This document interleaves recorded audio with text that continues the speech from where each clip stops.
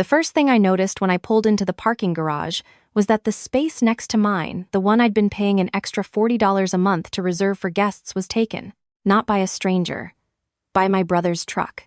I sat in my car for a moment, engine running, staring at that beat-up gray pickup with the cracked taillight I'd been looking at my entire life. I told myself there was a reasonable explanation. Maybe something happened. Maybe there was an emergency. Maybe my mother had tried to call and I'd missed it during the flight back from Seattle.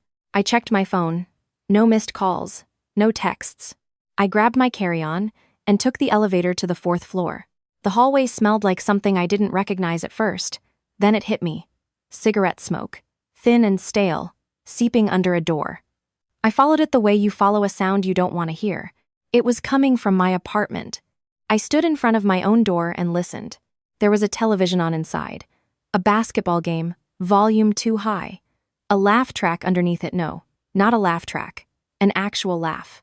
My brother's laugh. The one that had always had a way of filling rooms that didn't belong to him. I put my key in the lock. It didn't turn. I tried again. Same result. I pulled the key out and looked at it, confirming it was the right one, as though I had somehow grabbed the wrong key on the way to my own apartment that I had lived in for 3 years. I tried once more. Nothing. The lock had been changed. I stepped back from the door and stood in that hallway for what felt like a very long time. My carry-on handle was still in my hand. My jacket was still on. I had been traveling for 6 hours, and I was standing outside my own apartment, listening to my brother watch basketball on my television. I knocked. The volume dropped. Footsteps. Then the door opened, and there he was. My brother looked at me the way you look at someone who shows up at a party they weren't invited to. Mildly annoyed. Not embarrassed. Not guilty. Just annoyed. "Hey," he said. "Hey," I said. "Why can't my key open my door?" He leaned against the frame. Behind him, I could see my couch, my coffee table, a pizza box on the kitchen counter, and a duffel bag open on my floor with clothes spilling out of it. "Mom has the story," he said. "Call her." And he closed the door. I called my mother from the hallway. She picked up on the second ring, which told me she had been waiting.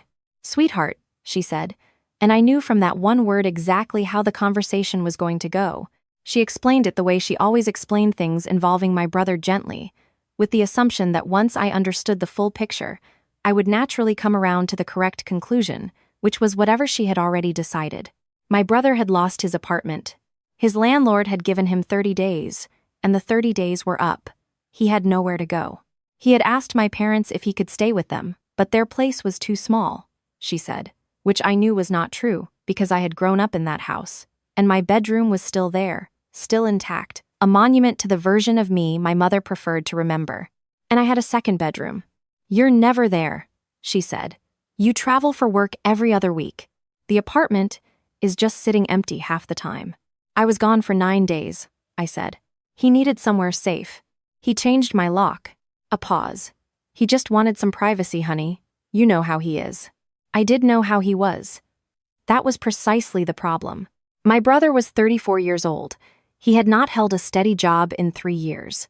He had a habit gambling, mostly, though it had evolved over the years to include other things that cost money he didn't have.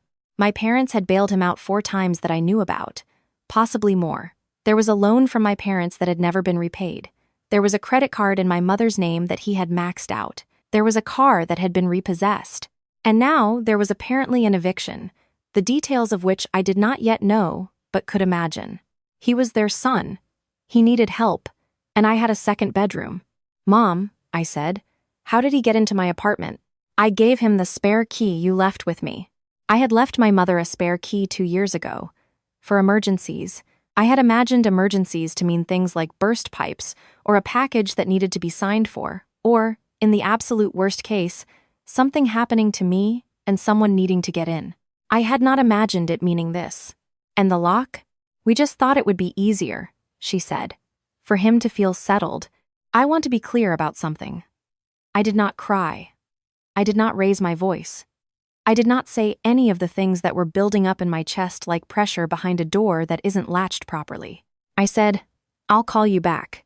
And I hung up and stood in my hallway, outside my own apartment, and I thought very carefully about what I was going to do next. Here is what I knew. I was 29 years old.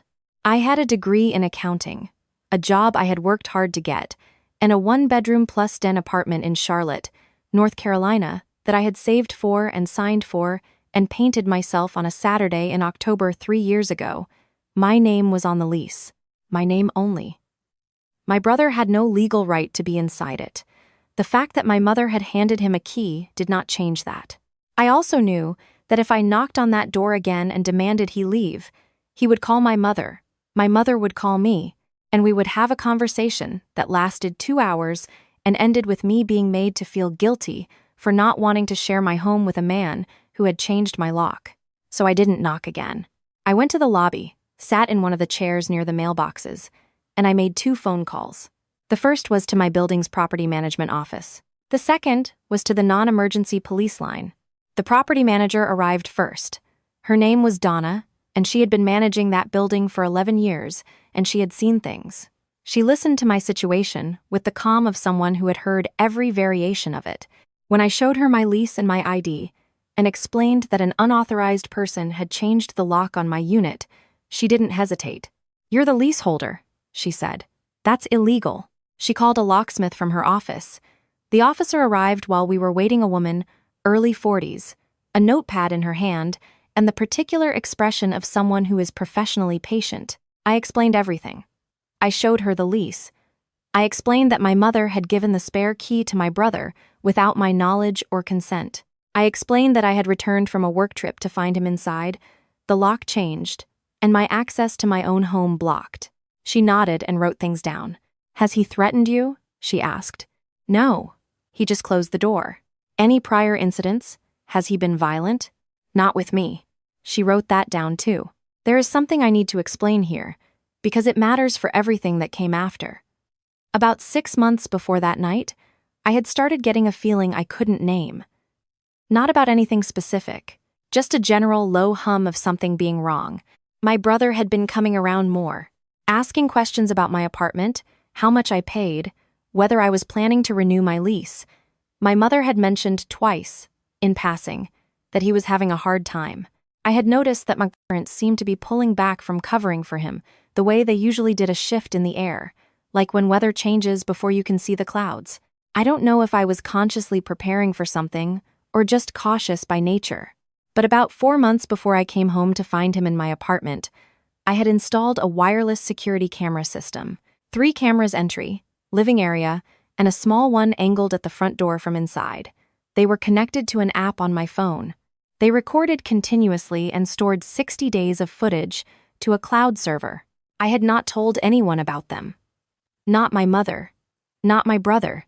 On the flight back from Seattle, somewhere over the Rockies, it occurred to me to check the app. I had not done it yet. I was saving it.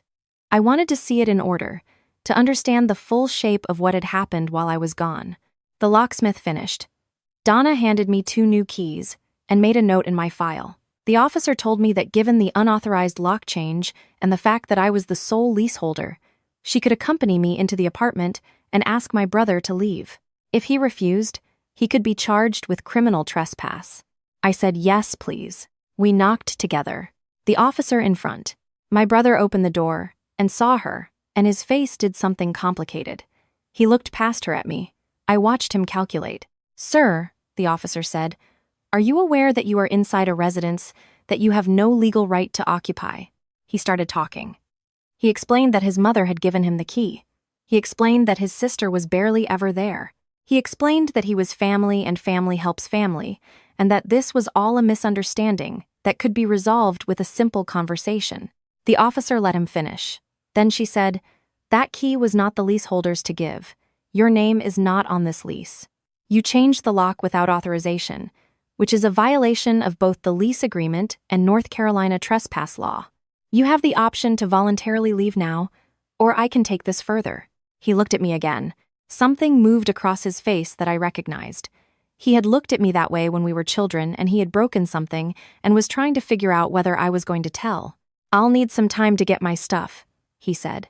"You have 30 minutes, Donna said. She had been standing just behind me the whole time, quiet as a wall. He packed. The officer stayed. I sat on my own couch in my own apartment. and watched my brother move through my space, collecting his things, and I did not say a word to him. He tried twice to make eye contact with me. I looked at the floor both times. He left without saying goodbye. After they were gone, after Donna left and the officer left, and it was just me in my apartment with the new keys and the smell of stale cigarette smoke, I sat down and opened my camera app. I watched 9 days of footage in about 2 hours, skipping and rewinding. My mother had arrived with my brother on the first afternoon. She had let him in with the spare key. I watched them walk through my apartment like people walk through a house they're thinking of buying, opening closets, looking at the second bedroom, my mother gesturing at the layout. My brother sat on my couch and put his feet on my coffee table and turned on my television. My mother left. My brother stayed. Over the next 9 days, I watched him smoke indoors despite the no-smoking clause clearly stated in my lease. I watched him have 2 friends over who I did not recognize.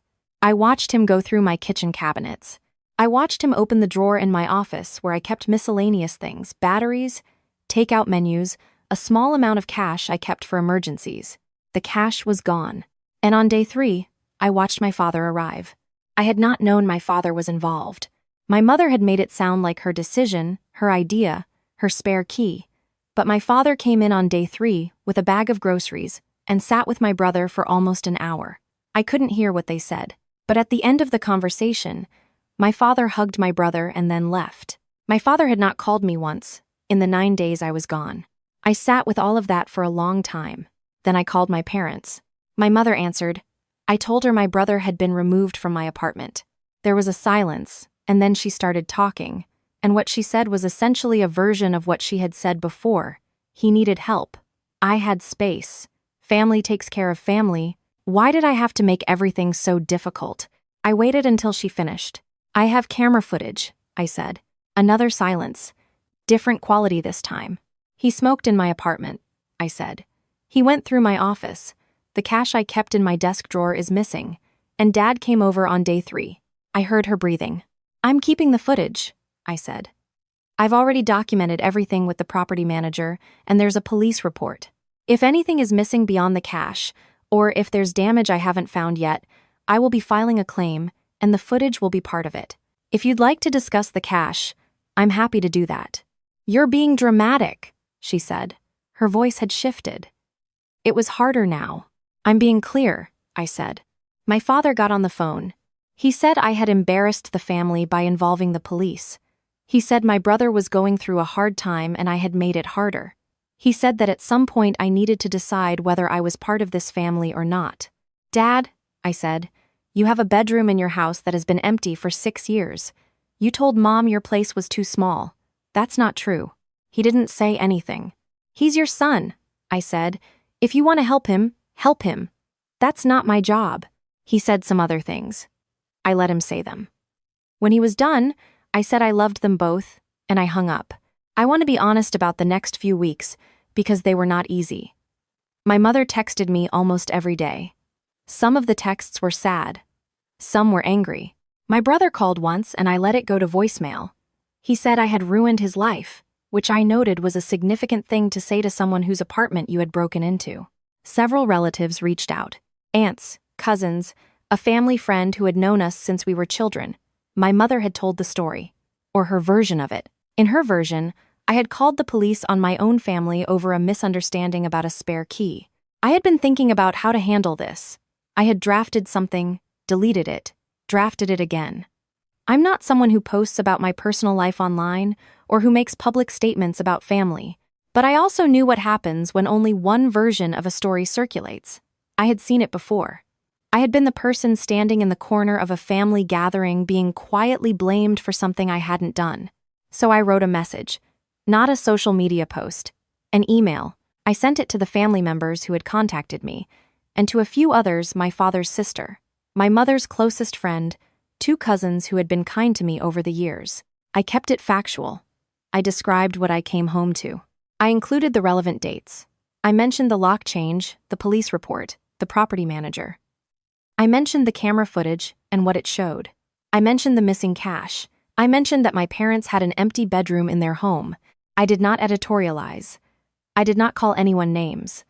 I presented it the way I would present a client's financial records: clean, sourced, and impossible to misread. I also attached one screenshot from the camera footage. It was the frame from day 3, clear as daylight, showing my father standing in my apartment with a bag of groceries, smiling at my brother. I did not hear from most of those relatives again, but a few of them responded. My father's sister wrote back 2 days later. She said she hadn't known. She said she was sorry. She said she had spoken to my father and that she hoped things could be worked out. My mother's friend, a woman I had known since I was 7 years old, wrote a single sentence. She said, "You handled this with more grace than I would have." I kept that one. My brother found a room in a shared house about 3 miles from my parents. I know this because my mother mentioned it once, months later, in a conversation where she was testing to see if enough time had passed for things to go back to normal. I told her I was glad he had somewhere stable, and I meant it. I do not wish my brother harm. I wish him a functional life that he builds himself, with his own name on his own lease, in a place where nobody has to change a lock to feel at home. The relationship with my parents is different now. Not broken, but different. The way a bone heals differently after a fracture, still solid, still useful, but with a visible line where the break was. My mother called me last month on my birthday. We talked for 40 minutes about ordinary things: her garden, a TV show she'd been watching, a neighbor's dog. She didn't mention my brother. I didn't either. Before